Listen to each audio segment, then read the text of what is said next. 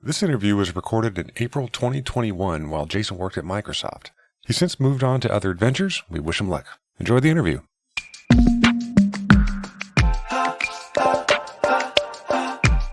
Welcome to Upwards, sponsored by the Microsoft Aspire Experience, where we share stories and insights to help you grow 1% better in your personal and professional life every episode. Here are your hosts for today's episode, Alex Kessel and Jake Hewson. This is Alex Kessel coming at you with top-notch culinary skills. Wait, what? Culinary skills? What are you talking about? Culinary skills I got from roasting you, Jake. How's my co-host doing? Oh, I see what you did there, Alex. It's funny thinking that you are the superior host. I'll let you think that for now, but you'll see what I have coming for you. I'm Jake Hewson. I am the co-host of Upwards, and we have more important things to talk about. In fact, today's episode, we have Jason Means for you. I'm so excited for you all to be able to dive into this conversation. Jason is awesome. He's been a PM here at Microsoft for 17 years with Azure Sphere, and he really dives into storytelling and a completely new look into storytelling that I'm not familiar with. So a lot of great nuggets from Jason, and I'm just excited for you all to get the values to offer. Let's roll it. Today, we have something special. We have Jason Means, who is a PM here at Microsoft, been here for over 17 years and is in Azure Sphere. And I met Jason a couple weeks ago when he ran a fantastic storytelling workshop that honestly blew my mind. And I just got such good insight and a different look at storytelling than I was used to. So, Jason, I'd love to pass it to you, man, to introduce yourself and just give us some background on how you got here at Microsoft and anything else you'd like to share with the audience. Yeah, great. Thank you. So, I started at Microsoft pretty much out of high school. I didn't do a lot of college. I just came on as an engineer, and I spent most of my career as an engineer. I love computers. I love writing basic programs. And at about 10 years in, I wanted a discipline change, and I moved into program management. And one of the big things that I found was, you really have to develop a skill around energizing other people and bringing clarity to problem spaces, sometimes really complex problem spaces. And over the course of the last 5 years, I guess, I really just started valuing good storytelling, and it just started to become a passion area of mine, and doing what I can do to become a better storyteller myself and helping others become better storytellers. Kind of what I work on right now is, I work on Azure Sphere. It's it's an IoT device running Linux operating system, a custom version of it. And when I first started at the company, Linux wasn't really something we would run at the company or put into the product. And so, I'm just really happy to, see the culture change at the company as well. Absolutely. Well, thanks so much for being here, Jason. And I know something that you mentioned and kind of leads into my first question is, in the past 5 years is when you mentioned you gained more of a passion and importance for storytelling. I'd love to know why you think, as tech employees, as human beings, just in general, why you think storytelling is important, and really what about 5 years ago caused you to want to become a better storyteller? Yeah, that's a great question. So I think one of the main reasons why I started to get passionate about storytelling is simply because a lot of times we try to drive these engineering projects. And me in particular, I work on an engineering system. So I work on a lot of the really back end nerdy stuff. And, it's really hard sometimes to get people excited about that. And a lot of times I think what I started experiencing from my own behavior and what I started seeing from other people is, we get up in front of a group of people and, we're trying to get them excited about doing some work or about some work that was landed that the team we worked on did. And so we're starting to throw data points and PowerPoint presentations with an eye chart of bullet points. And it's just very boring. And it feels like a waste of time.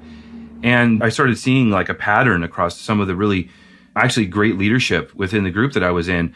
They would get up and they would start telling stories. And it was just very memorable. It was I'd walk away, and months later, years later, I would still remember that presentation and the story that I was told. And so there was something there.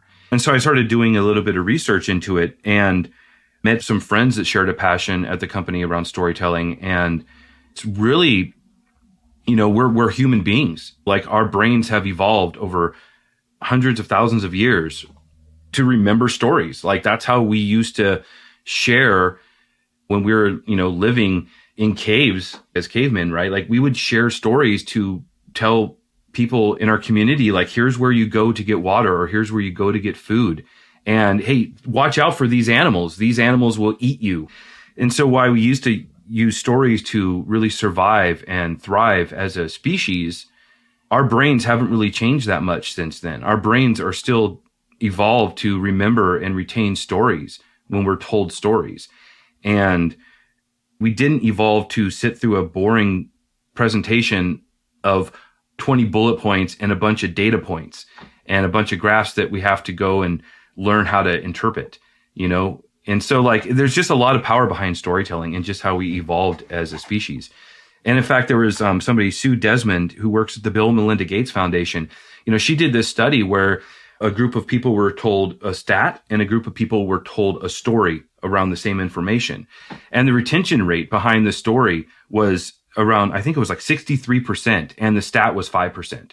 And it's just proof that we remember stories, and also they can really help us work through some very complex problems. If we use analogies, it helps us really kind of overcome these barriers of these complex situations that we're put in. I think that's so powerful and actually hilarious to think, like the caveman, the caveman knew that stories were important before we got Microsoft PowerPoint out here and started putting charts everywhere. That's fascinating. And it's completely true from just thinking of the times where I've been engaged to not engaged during a presentation was whether or not I connected to the story on an emotional level, because then I'm connecting to what somebody's bringing to the table. I think there's this weird level of nerves associated with telling a story, and maybe that's because it is opening up a little bit more of the emotional side of you, because you're putting a story out there, you're putting some of your personal connection out there that might intimidate some people, maybe is a good way of putting it, if they want to tell a story in a presentation instead of the safety net of data. But what do you think holds people back from telling these stories at work and integrating it more in our daily practice? I think what I've kind of heard and experienced myself is sometimes you can feel like you're wasting other people's time when you tell them a story. You might go into a presentation and there's a lot of, maybe a large group of people or a lot of people that are in the audience that are very high leveled at the company and get paid a lot of money. And so a lot of times we feel like we need to just come in, we need to be brief, we need to share the data points, and we need to get out and not waste people's time. And I just think it's so ironic. That's like the main thing that holds me back still to this day sometimes around, integrating story into some of the presentations or conversations that I'm having. And I know it holds other people back because you feel like you're wasting people's time. But the thing is, what's wasting people's time? Going in with a bunch of data points that they're not going to remember an hour after they leave the discussion with you. Yeah. Yeah. The irony. Do you have an example of where you powered through the feeling of wasting someone's time to create a, a very impactful delivery to those people making the $100,000 story, as it were? Well, yeah, there is an example. So context here, the team that I was working on, we just finished up this new feature on the engineering system that was going to save dev teams a bunch of time. And I caught this guy. He's a technical fellow at Microsoft, very high up, well respected at the company. And, he's like a director of a team. And I caught him at the elevator. And, we only have like 3 or 4 floors on the main campus. So, you can't really pitch something in the elevator. So you have to pitch it kind of waiting for the elevator. And I told him like, hey, we have this new feature coming out. It could help your team be more productive. He's like, all right, come to my staff meeting, get some time and spend 10, 15 minutes with my directs and we'll talk about it. So in preparation for that, I went in with the story. And now this is like the first time I ever really shared a story in the business context, right? And it was very just kind of like, I did have a lot of anxiety going in, like, is this going to land well with this audience?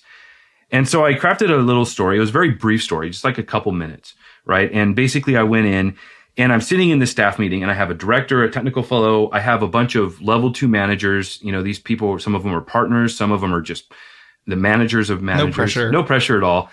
And this guy gives me the floor. His name was Don. He gave me the floor and I launched up my little presentation because PowerPoint is a prop for a story.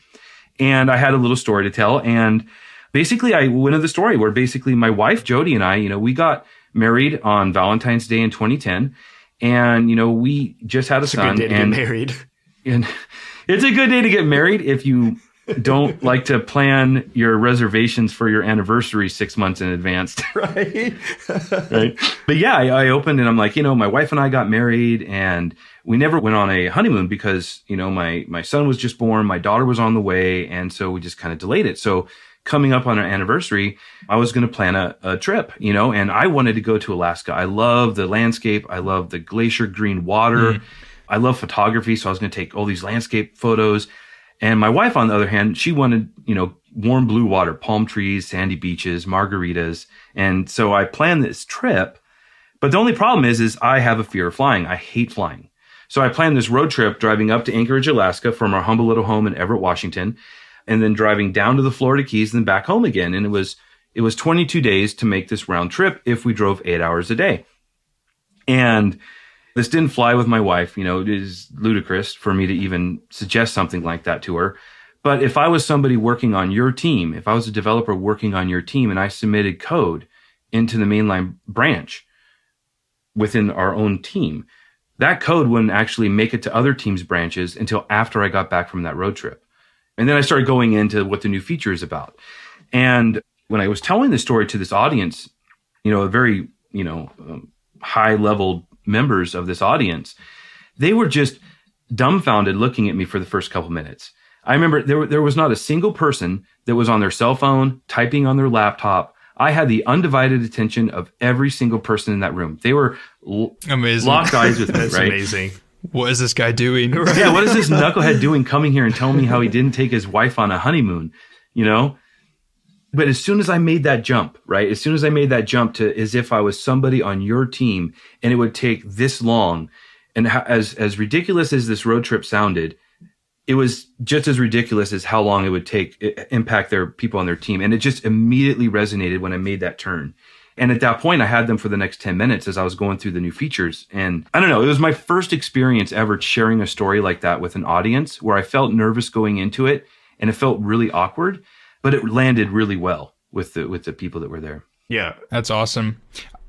There's a follow-up to that I think is really an interesting call out for people who might be listening to this and going, I don't know where to start with a good story because I've been told that I ramble and go into every single detail. And that's what makes a good story in your mind, Jason, as you think about what you're going to bring up. Do you consider the length of time it takes to deliver? Do you consider each element in the story individually, or do you go with your gut? Or what kind of strategy do you approach this with when you're thinking about telling stories? You have to put thought into it, right? If I had 15 minutes and I spent 13 minutes talking about the honeymoon and 2 minutes talking about the feature, I would have been laughed out of the room, right? I would have lost the audience. And I think this is especially important when you bring storytelling that's an authentic personal story into your workplace, because the first 2 minutes, you either win or lose your audience. So it's really important to, even the first 20 seconds, to really just capture your audience and intrigue them and share a story. But you have to make that jump to the business side very quickly. You don't want to spend 13 minutes and then 2 minutes talking about business. You want to spend a couple minutes on a personal experience, like an analogy type story, and then the rest talking about work. And our brain processes with regards to the descriptive language that you use in stories. You want to entice a good story that is memorable to an audience will have a human element to it, because we're humans, right? And if we're told a human-based story, we're going to put ourselves in that story as human beings. And that is the most powerful story, is when the audience is in that story themselves. And, you can be too descriptive sometimes, where you you maybe share too many details where it might take somebody in the audience out of the story because you're being so specific. But you want to have enough detail because our brains tend to ignore overused words and cliches. We process, I think in a matter of seconds, our brains will process 11 million pieces of information. But we can only process a handful of pieces of information in our conscious state of mind. And so, if we use descriptive language like coffee or perfume, or if I'm explaining a screen, if it's a green LCD screen on a computer, just having a little bit of descriptive language will help a lot. Makes it sticky. Yeah, it makes it sticky. Yeah. Yeah, well, I agree with that. You can be too descriptive, but then if you don't use those descriptive words and metaphors, the audience can't paint the picture in their head. So it sounds like with practice, having to find that sweet spot between not descriptive enough to way too descriptive, taking too much time and rambling, like finding that sweet spot of how to have the right amount of detail and get to the point and the so what of the story to link it to your overall message and goals as quickly as you can. It's definitely a science and an art at the same time. And I'd love to know, Jason, and for our audience members listening to this, like, do you have any tips or like anything, any resources for anyone listening that is like, hey, I want to get better at storytelling, or maybe I've just never told stories before, but I want to become more engaging and influential and have people remember what I'm telling them. Do you have any tips or resources for anyone that's listening? You know, there is a wealth of information out there on storytelling. There's some TED Talks on it that are really good. There's some research studies that have happened over the last 100 years that are published out there that are great. But, you know, I guess just do a little bit of research and just understand some of the different story structures. You know, there's some great books and some resources that we can share out later. You know, but like, you know, there's just a lot of great information out there about storytelling. One really important, I think, that we could look up is there's a storytelling structure called the hero's journey. It's used a lot in movies, right? If you ever watch the Star Wars trilogy and you learn about the hero's journey structure, it'll just immediately jump out at you. And you'll start noticing it in other shows and movies, right? And, you know, like when you watch a drama, there's a reason why you're crying sometimes at the end of the movie, or you're a little teary-eyed, right? Because they're enticing some chemical reactions in your brain by the way that they tell the story and having it be human-based. And so there's just a wealth of great information out there. But as far as practicing, you know, I think really it's just getting out of your comfort zone and start telling stories. I think that's the first step, is just knowing that you could benefit from it and your work will benefit from it. And just getting out of your comfort zone and start telling stories. Two key elements in that is just really understanding your audience and, you know, what might resonate with them, and understand what the impact is you want to have with the story that you're going to tell. And if you could answer those two questions, like what is the audience and what is the impact you're going to have, then invest some time in creating a story. Create a few different starts of a story and then share them with other people and get feedback on the stories. There's been times where I've shared a story that it was a major flop, right? It was like so stupid. And I was sharing it with other people like, hey, what do you think about this story? And they're like, don't do that. And I did it anyways. And I really was like, okay, maybe I should have listened to the feedback I was getting. Right. But, you know, like, and I'm a very verbose person. I could keep going, but it's really, I think, just there's resources out there, learn about the different story structures, get out of your comfort zone and answer those questions. Who's the audience? What is the impact you want to have? And then just practice it and share it with peers and get feedback on it. That'll help build your confidence. That's really powerful advice. Yeah, absolutely. I think you hit the nail right on the head with you just got to get out there and practice. And I love that you mentioned you've told stories that have flopped, and even telling stories when you maybe haven't gotten the best feedback, but you told it anyways. And to me, that's always resonated, because I feel like so many people are like, I don't have any good stories, or how do I know if it's a good story? And something that I was told by a mentor and someone that tells stories out there is like, well, you think you don't have any good stories, but how many bad stories have you told? Because it's only until you go through and iterate and tell some bad stories that you can find those golden nuggets that are like the hard-hitting, really impactful stories. Yeah. Yeah, once you can't have necessarily a bad or no stories to present, because if you're human and it's about human connection, then you've got something about you can share in a story. And I think, you know, what you said about linking to the audience and knowing what impact you want to have and who you're talking to opens up the ability to understand how to connect a single story to potentially multiple impacts and multiple audiences by, you know, using it as like almost a modular little medium, and say, oh, well, I know I can create these sorts of impacts with this story. Mm-hmm. But you only get that through practicing. So I think that's really, really cool. Yeah. Every story is a flop if you haven't told it, I guess. So yeah, and stories are portable, you know, like, you know, the most powerful stories that exist are the ones that are reshared, you know? Mm-hmm. Yeah. Jason, it kind of ties back to that 5 years ago, kind of having this passion and going around it. But like, how have you seen your career, your professional, even like your professional and personal life, how have you seen that change since you started to get serious or actually bring storytelling into your life and into your work? Like, have you seen a drastic change in terms of like, whether it's being noticed more or getting on a project, or just it can be something more personal, or like any kind of improvement or change you've seen from using storytelling? I think one of the biggest like levels of impact that it's had for me professionally has been, just establishing a brand for myself, right? Like, people just have more confidence in me, whether it's my leadership team or whether it's maybe a group of developers that I'm working with. They know that when I go out, I might share a story about something that they're working on and energize a set of users to do something in a new way, or to get funding from a leadership team to fund a project that everybody's passionate about. I've let teams down more than once. And when people are really excited about something that they're working on, that's a great thing. And if you're the one that's trying to get funding for something they're excited about and you let them down, they lose confidence in you. And me personally, I feel bad about it, because I'm part of the team as well. And so that's something that I've really kind of noticed professionally and just at work when telling these stories that pertain to a business aspect is people get confident in you, and you start establishing a brand for yourself. Yeah, I guess so. If there was maybe two things that you could do to get started with storytelling is, really just maybe identify something that you're working on. I try to make it like work related, right? I would make it work related so you can have that aspect to it, and just craft a story around it. And, maybe it's not something you even share that broadly, or you might just share it with a mentor or your manager or your spouse or friend, right?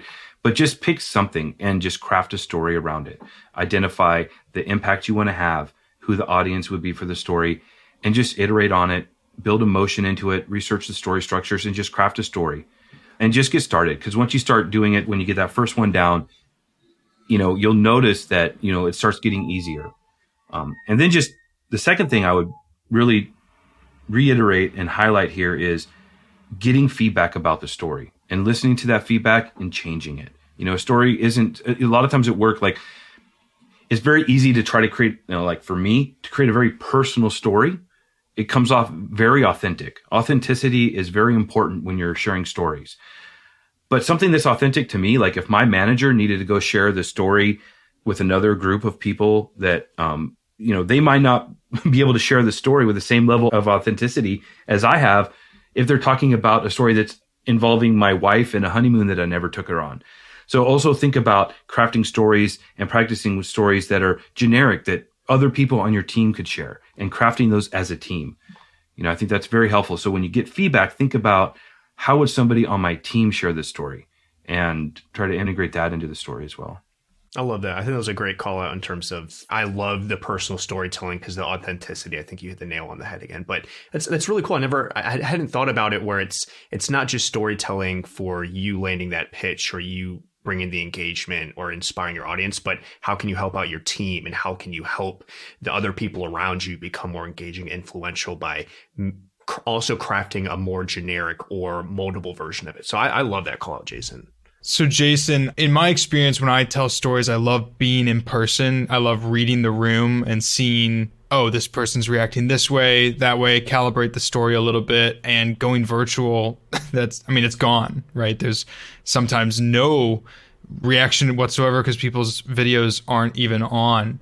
So for you, what has the virtual storytelling experience been like? And how can I get better at doing that? Since we're still in this remote work situation, how can I tell good stories remotely? Telling stories remotely is very challenging, right? Like I've had to share some stories over video conferencing software, and you get, like you said, like a bunch of people with their cameras turned off, or you get these little teeny tiny heads and you can't really see their facial expressions. And so it's challenging. And so one of the approaches a lot of the tech industry is taking with storytelling, and it's really kind of being driven out of the marketing teams, is to create videos, to create these portable videos. Stories are portable. Videos are portable. And it's a medium that you can use to share a story. And what I love about creating a video is that you can create a little 2-minute video that integrates an element of story into it, is that you can go and edit that video to your heart's intent, and you can make the timing and everything just perfect in that story. And you can create animated infographics using different software out there. Like PowerPoint has cool ways to use this morph transition to create animated graphics.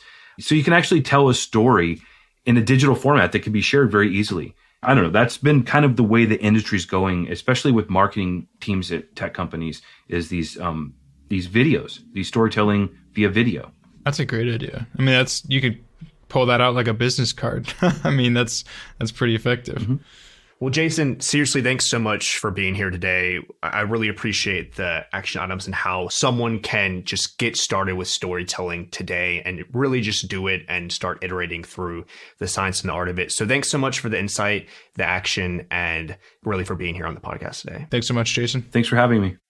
Well, wrapping up the episode, I think the importance of storytelling is not lost on either of us. Hopefully you've gotten a glimpse of like the power and some of the method behind improving your storytelling capability. One thing that Jason said that stuck with me that I really just wanted to highlight here, Jake, that I think was super cool was collecting and sharing the stories for feedback. Like there's three different parts there. There's the collection, the sharing, and the feedback. And each of those is incredibly important.